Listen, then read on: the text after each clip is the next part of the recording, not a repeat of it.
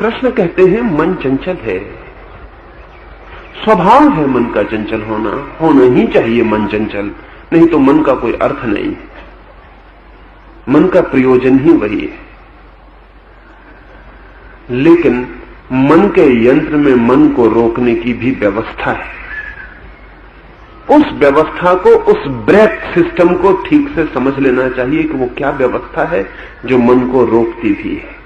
दो बातों पर ध्यान रखना जरूरी है। एक तो जब मन को रोकना हो तो एक्सीलेटर पर पैर ना रहे, इसलिए कार में एक ही पैर से दो काम लेते हैं हम, ताकि भूल ना हो जाए।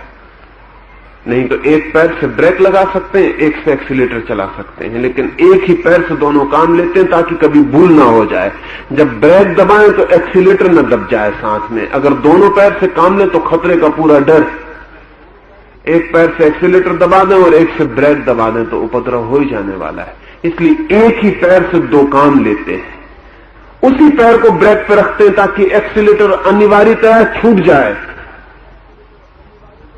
मन में भी वैसी ही व्यवस्था है, ठीक वैसी ही व्यवस्था है। जिस ढंग से हम दबाते हैं मन को काम लेने के लिए, उसी ढंग से मन के रुकावट के लिए भी उसी व्यवस्था का उपयोग करना पड़ता है। थोड़ा सा स्थान हटना पड़ता है, थोड़ा सा स्थान भर पैर को हटाना पड़ता है। उसे समझ लें कि वो व्यवस्था क्या है। जब आपको मन को दौड़ाना होता है तो क्या व्यवस्था है, एक्सीलेटर क्या है मन का, उसका गत्यात्मक करने का क्या ढांचा है। हम सब दौड़ाते हैं, इसलिए दौड़ाने से ही शुरू करना ठीक होगा। जब आपको मन को दौड़ाना होता है तब आप क्या करते हैं, शायद आपने ख्याल न किया हो। जब मन को दौड़ाना हो तो मन के साथ तादात्म्य स्थापित करना पड़ता है। जितना तादात्म्य स्थापित हो जाए मन उतना ही दौड़ता है। तादात्म्य एक्सीलेटर है।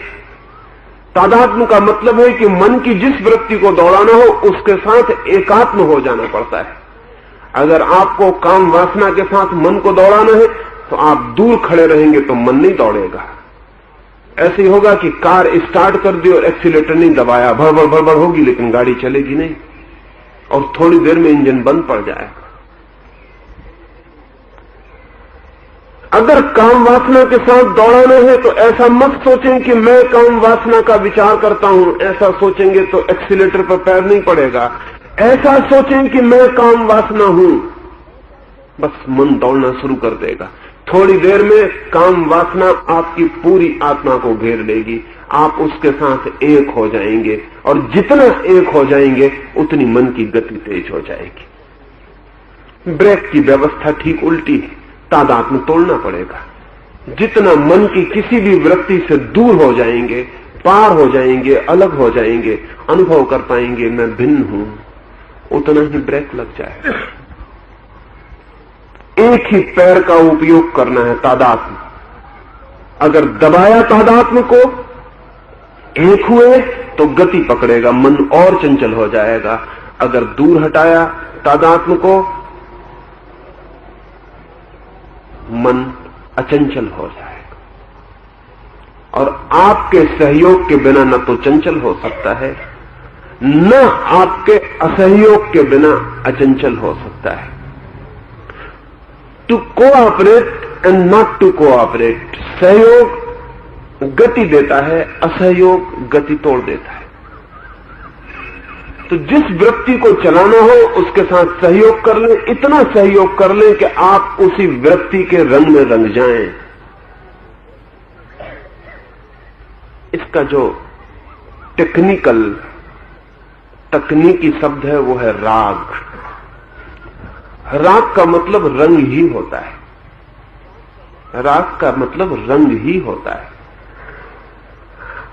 किसी भी वृत्ति के राग में पड़ जाएं, अर्थात वृत्ति में ऐसे रंग जाएं कि रंग आपके ऊपर पूरा फैल जाए, तो मन की गति तीव्र हो जाती। अनेक हत्यारे अदालतों में कहते हैं कि हत्या हमने नहीं की। वो ठीक ही कहते हैं। पहले तो लोग सोचते थे कि हत्यारे सिर्फ इसलिए कहते हैं कि हमने हत्या नहीं की कि वो अदालत को धोखा देना चाहते। लेकिन अब मनस्विद कहते हैं कि बहुत अर्थों में वो ठीक ही कहते हैं, धोखा देने के लिए नहीं कहते। असल में हत्यारा जब हत्या करता है तो हत्यारा मौजूद ही नहीं रहता, हत्या के साथ इतना रंग जाता है जिसका कोई हिसाब नहीं। सोचने वाला विवेक का जरा सा भी बिंदु बाहर नहीं रह जाता जो कहे कि मैंने हत्या की, हत्या हुई। मैं इतना भी अलग नहीं बचता कि वो कह सके मैंने हत्या की। हत्यारा इतनी कह सकता है कि हत्या के भाव ने मुझे इस बुरी तरह पकड़ लिया कि मैं तो था ही नहीं, हत्या मुझसे हुई है, मैंने की नहीं। और मनस्विद कहते हैं कि वो ठीक ही कह रहा है। सच तो यह है कि बहुत से हत्यारे हत्या करने के बाद भूल ही जाते हैं कि उन्होंने हत्या की, भूल ही जाते हैं। और बहुत जांच पड़ताल करके पता चला है कि उनके भीतर कोई भी स्मृति नहीं रह जाती कि उन्होंने हत्या की। क्यों नहीं रह जाती? स्मृति बनने के लिए भी थोड़ा सा फासला चाहिए, थोड़ा सा फासला, अन्यथा स्मृति नहीं बनेगी। अगर आप वृत्ति के साथ पूरे रंग गए तो घटना हो जाएगी लेकिन स्मृति नहीं बनेगी। स्मृति बनेगी किसको? मैं तो बचता ही नहीं जो नोट कर ले कि हत्या की जा रही। मैं इतना डूब जाता हूं, इतना बेहोश हो जाता हूं, इतना एक हो जाता हूं कि मेरे द्वारा हत्या हो जाती है लेकिन मेरे द्वारा उसकी कोई स्मृति नहीं बन पाती।